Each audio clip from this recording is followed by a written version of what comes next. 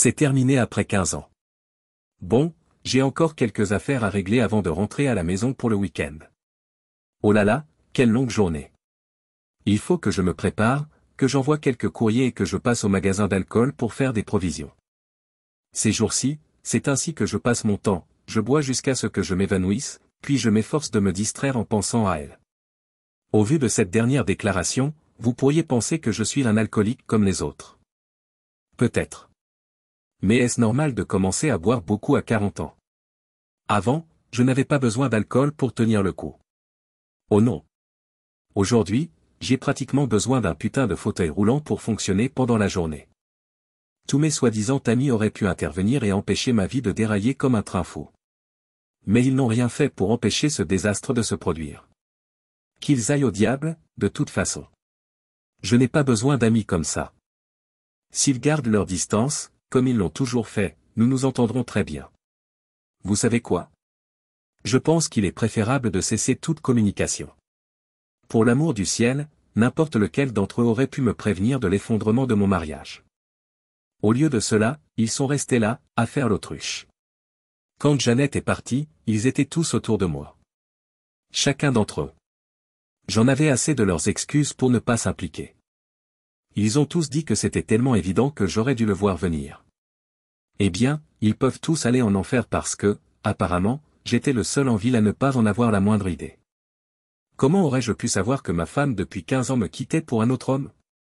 Surtout que je n'avais pas l'amour et la confiance que je pensais que nous avions. C'était inimaginable. Jamais je ne l'aurais vu venir. Je ne suis toujours pas convaincu que c'est réel. Je lui ai tout donné parce que je lui faisais entièrement confiance. Avec le recul, la seule chose que je peux me reprocher, c'est de ne pas l'avoir arrêté quand j'en avais l'occasion. Mais comment arrêter quelque chose que l'on ne peut même pas voir? Nous avons eu une vie merveilleuse ensemble. Alors que la plupart des gens ont quelques regrets ou des choses qu'ils changeraient, je n'en avais pas. Pas jusqu'à ce que Brad, cet abruti, emménage à côté, en tout cas. C'est probablement le genre de type que vous avez déjà rencontré, un peu plus jeune, un peu plus séduisant et un charmeur qui parle bien. C'est le genre de type que tous les maris redoutent lorsqu'ils sont en présence de leur femme. Mais moi, le vieux Mike aveugle, je n'y ai pas réfléchi une seconde. Jeannette ne m'avait jamais fait de mal. Je n'ai jamais vu Brad comme une menace, même si je ne l'ai pas aimé dès notre rencontre. Je n'avais aucune raison de croire que Jeannette m'aimait moins que je ne l'aimais. Et je l'aimais aussi profondément qu'un homme peut aimer une femme. Nous avions le genre de vie dont rêvent les gens, tout droit sorti d'un conte de fées. Aujourd'hui, c'est plutôt une histoire d'horreur. Je ne connais même pas la raison exacte de son départ. Jeannette m'a simplement dit qu'elle me quittait pour Brad, puis elle a disparu. Juste comme ça. Pas d'excuses, pas d'explications, pas d'adieu. Les voisins ont dit qu'ils les avaient vus ensemble, mais personne ne semblait connaître toute l'histoire. Et maintenant, je suis confronté à de graves questions. Quand je pense à notre mariage, la seule chose qui me vient à l'esprit est le sexe. Mais même cela n'a pas de sens pour moi. Notre vie sexuelle était excellente. Je n'ai jamais eu de problème dans ce domaine. Nous étions ouverts et honnêtes l'un envers l'autre sur nos désirs et nos préférences. Comme nous n'avions pas d'enfants, nous passions presque tout notre temps ensemble. Même après des années de mariage, nous faisions encore l'amour plusieurs fois par semaine. Il n'y a jamais eu de signe indiquant que ses sentiments pour moi avaient changé. Il y a quelques semaines, elle est simplement sortie de notre maison pour aller chez Brad.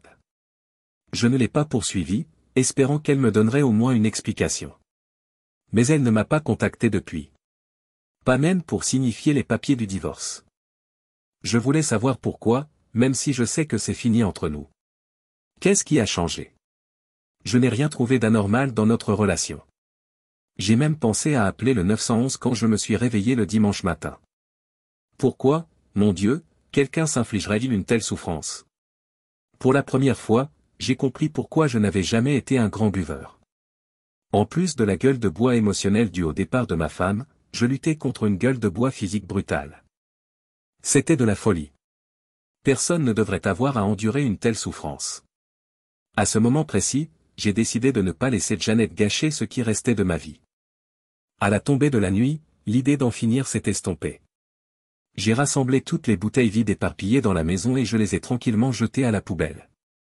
C'était ma version du programme en 3 étapes des alcooliques anonymes, appelons le double A pour les cœurs brisés. Première étape, arrêter de boire. Deuxième étape, me pardonner la douleur que je me suis infligée. Troisième étape, laisser tomber les raisons pour lesquelles Janet m'a quitté. Toutes ces raisons ont disparu avec l'alcool. 3 escaliers suffisaient, je n'avais pas besoin de 12. J'ai eu beaucoup de temps pour réfléchir à mon mariage avec Janet pendant la semaine où je suis resté sobre. C'est devenu douloureusement clair. Ce qu'elle avait fait m'était intolérable aujourd'hui. Mon angoisse et ma rage allaient être remboursés par elle et Brad, même s'ils ne le verraient pas venir. J'ai décidé d'attendre que les choses se tassent. À ce moment-là, la seule chose que je pouvais faire était de protéger mon argent. J'ai contacté ma banque et transféré la plupart de mes fonds sur un compte séparé à mon seul nom. J'ai remboursé mon assurance CDS et annulé nos cartes de crédit communes. Vous comprenez? Si je n'avais pas agi rapidement, et si la chance n'avait pas été de mon côté, j'aurais été complètement ruiné au bout d'un mois.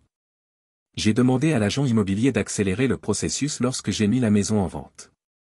Le plus rapidement possible, j'ai décidé de transférer tout mon argent hors du pays.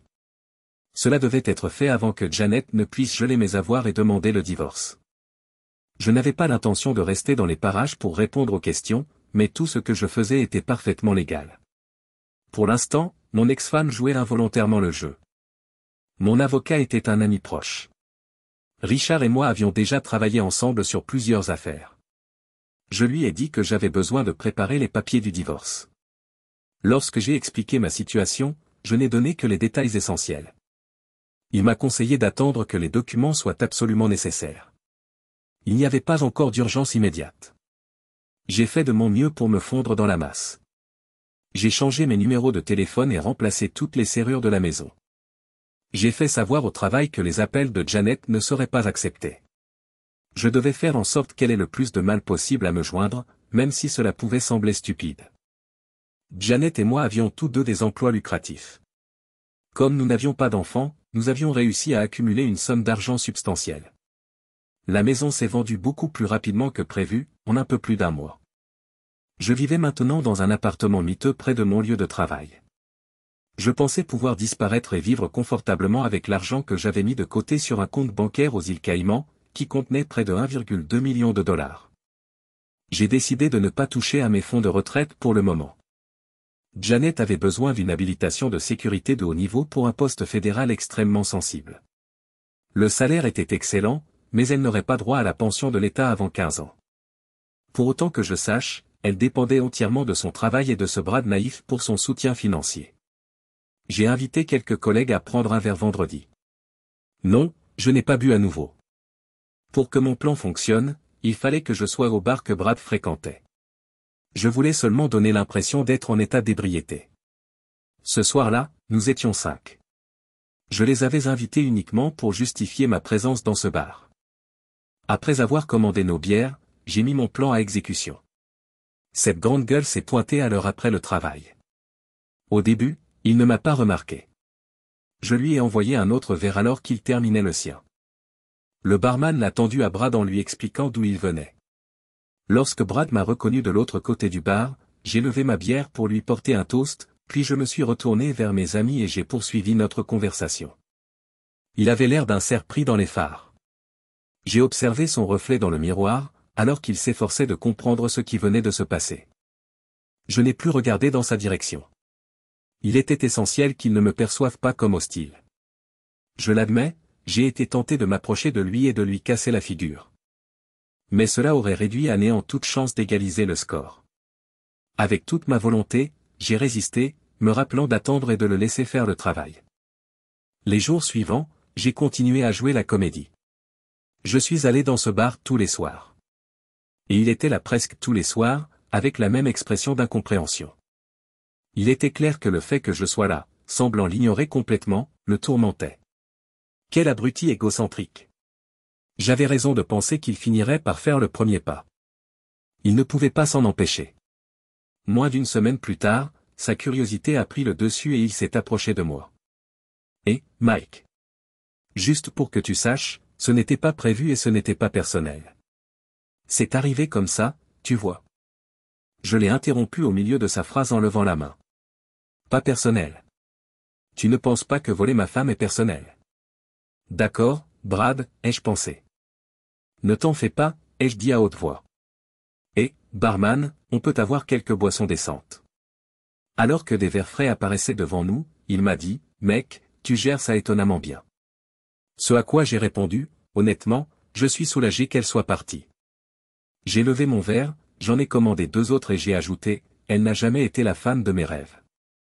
Vraiment? Brad a répondu en haussant un sourcil. Je n'ai jamais pensé que tu étais ce genre de type, tu sais. Tu ne buvais pas aux fêtes de quartier. Je n'aurais pas pu boire à ce moment-là, Brad, ai-je dit en m'adossant à ma chaise. J'étais un gros buveur avant d'épouser Janet. Mais un soir, je suis rentré tard et je me suis immédiatement évanoui. Quand je me suis réveillé le lendemain matin, tout mon corps était couvert d'ecchymose. Il m'a fallu plusieurs autres incidents avant de comprendre ce qui se passait.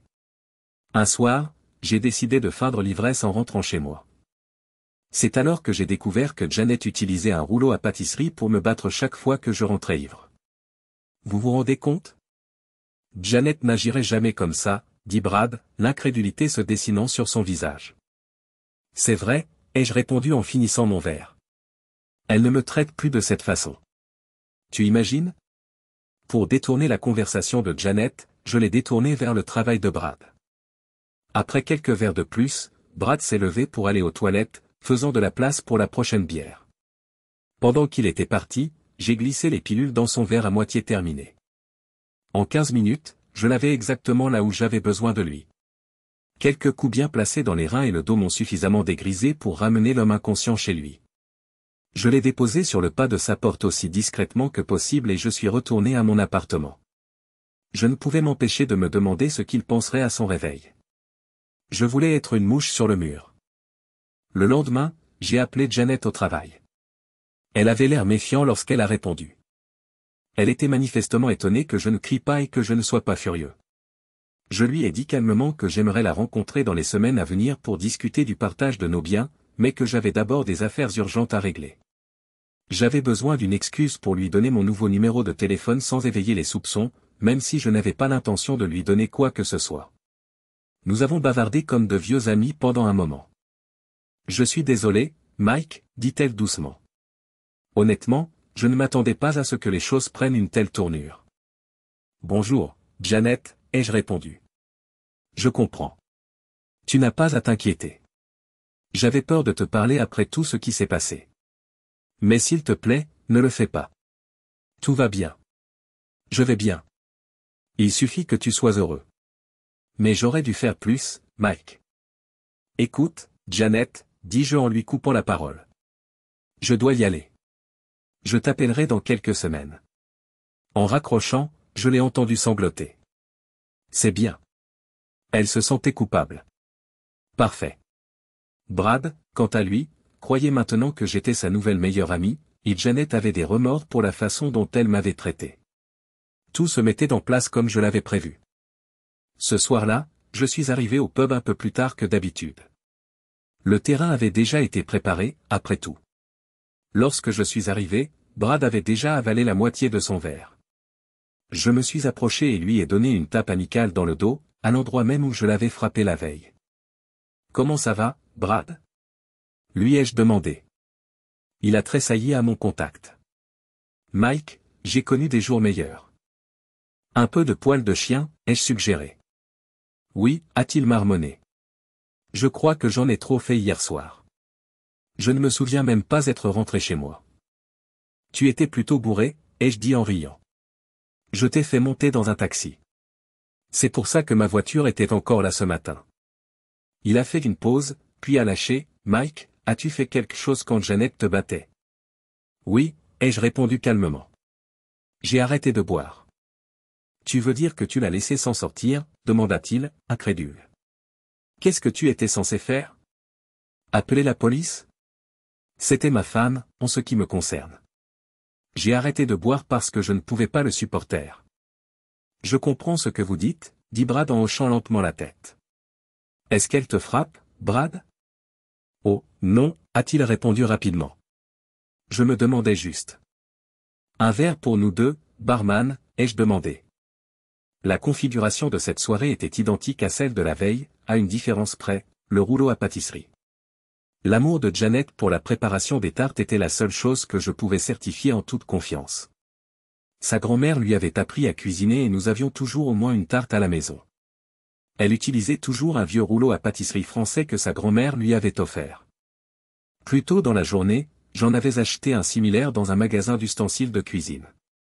Brad avait probablement vu Janet l'utiliser aussi souvent que moi, et je l'imaginais encore le tenir dans ses mains. J'ai fait en sorte de laisser à Brad des bleus qui lui feraient mal pendant au moins une semaine, mais je n'ai pas exagéré.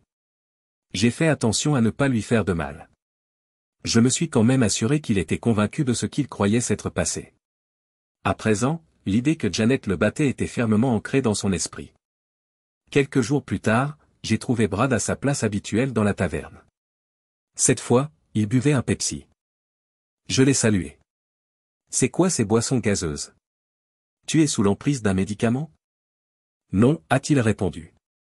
Je réduis juste un peu ma consommation. »« Et toi ? » ?»« Jamais mieux, ai-je dit en souriant. Je devrais vraiment te remercier d'avoir sorti cette sorcière de ma vie, tu sais. Cela fait des années que je ne me suis pas autant amusé.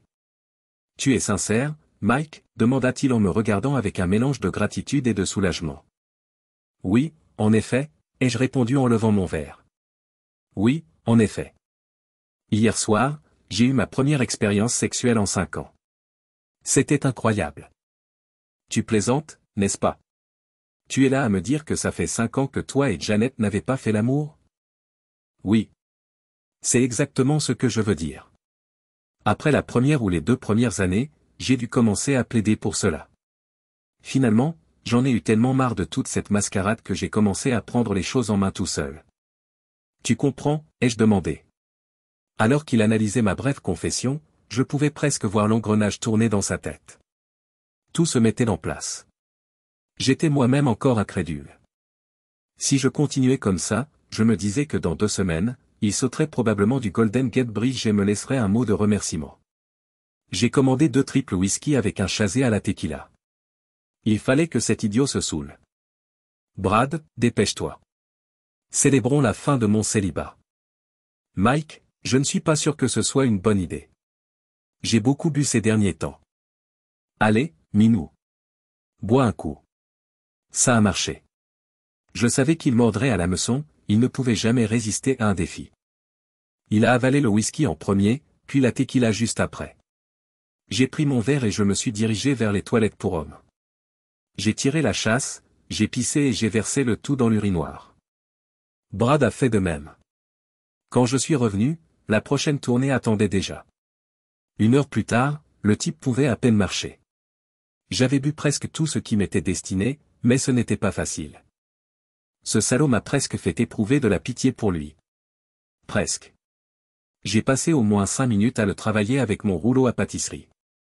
Il reprocherait à Janet la moindre parcelle de cette raclée, et il ne l'oublierait pas de sitôt. Je jouais avec Brad comme avec un violon bien usé. C'était une belle et lumineuse matinée. L'idée que Janet puisse battre Brad, même si elle s'en sortait, me faisait rire. Il avait mordu à l'hameçon. Quoi qu'il en soit, j'étais sur le point de partir quand mon téléphone a sonné. C'était Janet. Elle m'appelait de la prison, le seul appel qu'elle avait. Pourquoi moi? Elle pleurait et il était difficile de la comprendre. Je ne peux appeler personne d'autre, Mike. Que se passe-t-il, Janet? Mon Dieu, ça va. J'ai été arrêté, Mike. Brad est rentré ivre à la maison et s'est évanoui devant la porte d'entrée. Quand il s'est réveillé ce matin, il criait comme un fou, m'accusant de l'avoir battu. Tu l'as fait? Comment oses-tu me demander ça? Tu me connais. Ce n'est pas quelque chose que je ferais. Je pensais que je te connaissais depuis longtemps. Oui, Mike, je le mérite, mais j'ai besoin de ton aide. S'il te plaît. Je ne peux compter sur personne d'autre. Aucun de mes amis ne veut plus rien avoir à faire avec moi. Quels sont les chefs d'accusation? Violence domestique et agression. Mike, mon Dieu. À cause de ça, je vais certainement perdre mon travail. Tu sais que je ne garderai jamais mon habilitation de sécurité après ça. C'est vrai? C'est un désastre. Que me demandez-vous de faire exactement? Pourriez-vous m'aider? J'ai de sérieux problèmes et je sais que je n'ai pas le droit de demander quoi que ce soit. Il fallait que je parte et que je nettoie ce gâchis. J'aimerais vraiment t'aider, Janet, mais je ne suis pas en ville en ce moment. Est-ce que ça t'aiderait si je demandais à Richard d'intervenir? Mike, ce serait formidable. Je t'en serais éternellement reconnaissante. Elle avait raison. Elle ne pouvait pas me rembourser si elle ne pouvait pas me trouver. J'ai demandé à Richard de remettre les papiers du divorce à Janet à la prison du comté pendant que j'étais en route pour l'aéroport. Je crois que mon sourire n'a pas faibli pendant tout le voyage jusqu'à Miami. Les $1 500 que j'ai laissés à Janet sur notre compte bancaire commun? C'était $100 pour chaque année de notre mariage. Après quelques jours et plusieurs transferts d'argent, j'ai quitté les îles Caïmans. Alors que je m'allongeais sur la plage en sirotant un Diet Pepsi, je me suis demandé combien de temps ils avaient gardé Janet en prison. Peu importe. Je le demanderai à Richard lorsque je lui demanderai d'envoyer le jugement de divorce définitif. De là où j'étais sûr qu'il irait à une boîte postale à au moins 10 000 miles de distance. Quoi qu'il en soit, il fallait que j'y aille. Je devais sortir ma tarte du four. Oui, c'est vrai. En souvenir des bons moments partagés avec mon meilleur ami, Brad, j'ai gardé le rouleau à pâtisserie.